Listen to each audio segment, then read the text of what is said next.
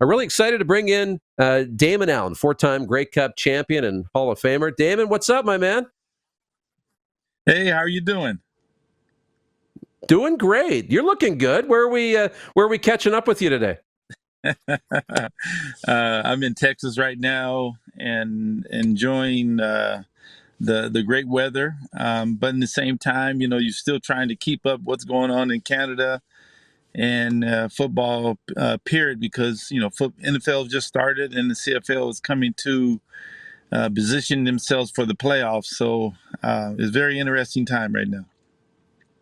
Well, it really is. And it's an interesting time. It's a great time to have you on because there's three situations I want to talk about. Well, and, I'm sure you're following it because if you flipped on a television set in the U.S., they're all over it. But let's start in Canada with the Nathan Rourke situation and Vernon Adams and what they're doing with their quarterbacks.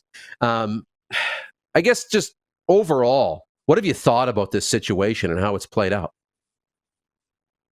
Well, I think one of the things you really have to think about is how they handling the situation.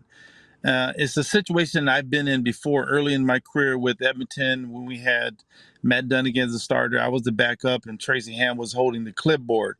But the one thing Jackie Parker always said, and I was a young quarterback at the time, he says, every game you're going to play some downs to maintain, I guess, both of our rhythms, or if Matt would get hurt, then I would play every single game. And if I had to take over, then I would be in a much better situation playing.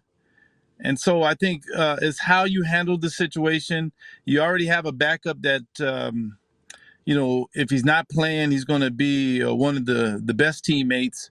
But I believe if you handle the situation right, you can go in the playoffs with two quarterbacks that are capable of winning the championship. And so I think how I would do it, I would make sure that Vernon Adams or whoever's the backup would play every single down, at least gets a couple of series every single game.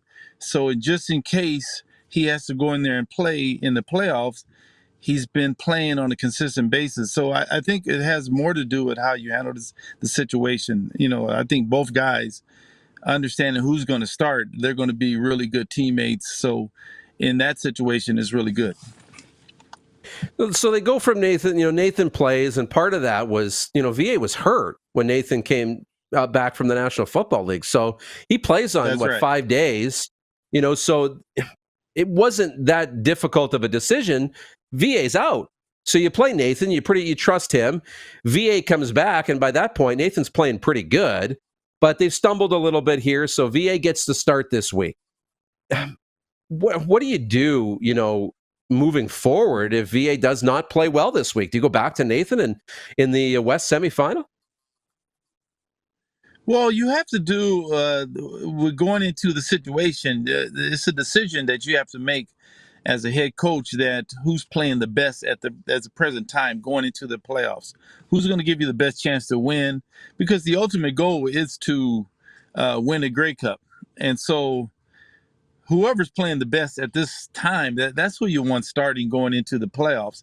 Now, if he should falter or not play well or a slow start, then you have a capable backup to come in the game and try to keep a team or to turn the momentum around. And so the fact that they have two quality quarterbacks that can win you a game, they're in a really good situation. And so it's just a matter of how you handle that situation and how do you manage it.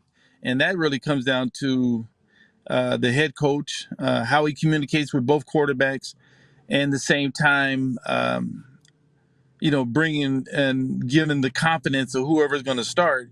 You have 100% confidence in that player. So at the end of the day, it's like, you want your quarterback playing whoever's playing the best, to start the playoffs. And, and if he plays well throughout the playoffs, then you're going to have a backup quarterback that's going to be ready to play. So it really comes down to the head coach and decision making. Yeah.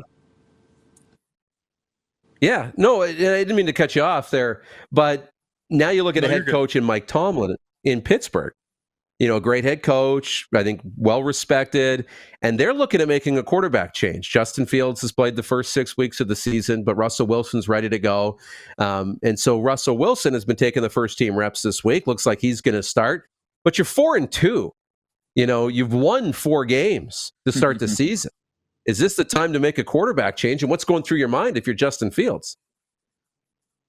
Well, for a coach to make that decision and you're 4-2, still, then you have to look at as a total team, like what part of the team has been playing really good.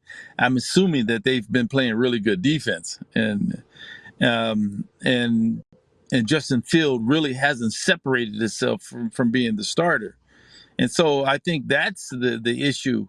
When you have quality quarterbacks and no one's really separating themselves, then it makes you want to play all of them to see who's going to turn that corner or separate themselves from the 3 quarterback situation, or the like you said, the same thing in BC, from the starter to the backup.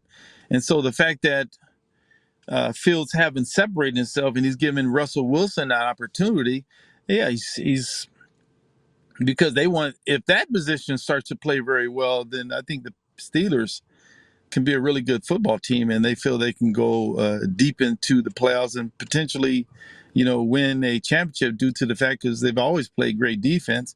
It's just a matter of what quarterback's going to separate themselves and be the true leader of that team. And so that happens sometimes.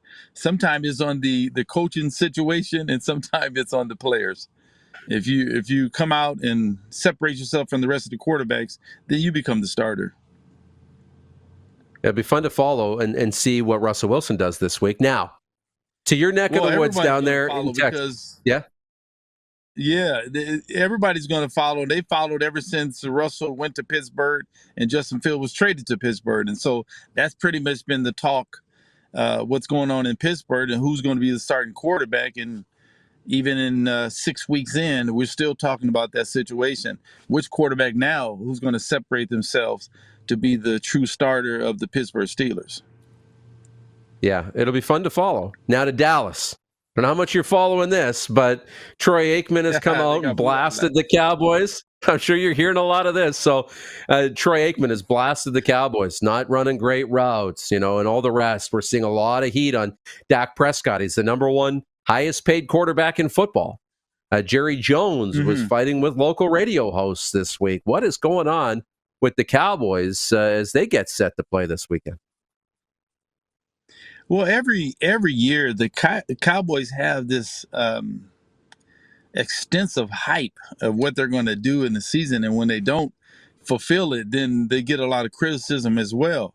But like any other position, we know it's a quarterback-driven league. No matter if you're playing high school football, college football, or the professional ranks, everything falls on the quarterback. And so Dak is going to get majority of the pressure. And he's had great regular season games, but then, he kind of falters in the playoffs. But as a team, Dallas is,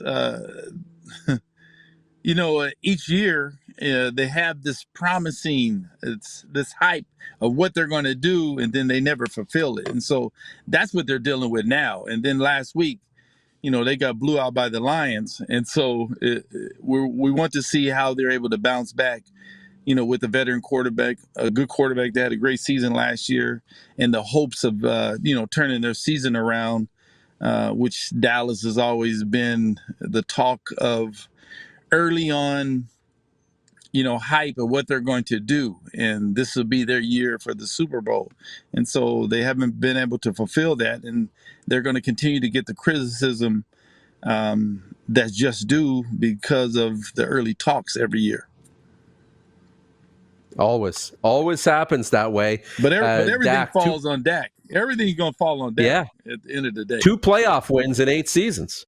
You got to win 3 playoff wins in 1 year to get to the Super Bowl.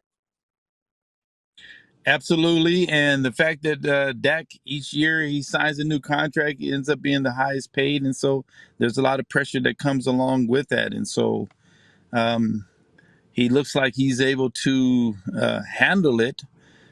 because it doesn't seem it affects him in a way that he still, stays focused on what he needs to do. And like you said, he had an excellent year last year. Led the league in passing, I believe. Yeah, they were good last year. And 12 wins last year. They play the San Francisco 49ers on the road this week. And lastly, I will get you out of here right away. Just quickly, are you in or out on Sam Darnold and the undefeated Minnesota Vikings? Well, you got to be in because is he starting every game since they've been undefeated? He's playing well, really good. But do you see this continuing? You see them continuing to play well? Yeah. Yeah. So clearly he's become a veteran quarterback, and he's had issues early in his career, but he's been able to withstand it. And so clearly he's with the right team, and his confidence level is back at throwing the football. I remember him coming out of USC, so I mean there was high hopes in his ability to throw the football, and now he's with a team they're indoors. They got good receiving core. Your ball's not affected indoors, and so I think the confidence level has come around for him in his. What year is this for him? 5, 6? Yeah. Yeah, so he might have turned the corner, right? He might have turned the corner a little bit, and now he's, the things that he needed to do. He's with the right team. He has confidence, and they're undefeated right now. Yeah. Unbelievable. It's a great story. Great seeing you. Enjoy Texas, and appreciate you coming on. Yeah, looking forward to the playoffs starting the CFL, and the way the teams are playing. It's up in the air, man. Even though the teams are playing the best, Hamilton shows that they could beat somebody. The Argos in the Winnipeg game last week was a close ball game, and so you never know. You might see an Argos and Winnipeg Grey Cup again. That would be fun. That was a hell of a game in Regina a couple of years ago when they met in the final. Damon, yes, all the best. Absolutely. Thank you. Okay. Damon Allen joining us here on the video chat.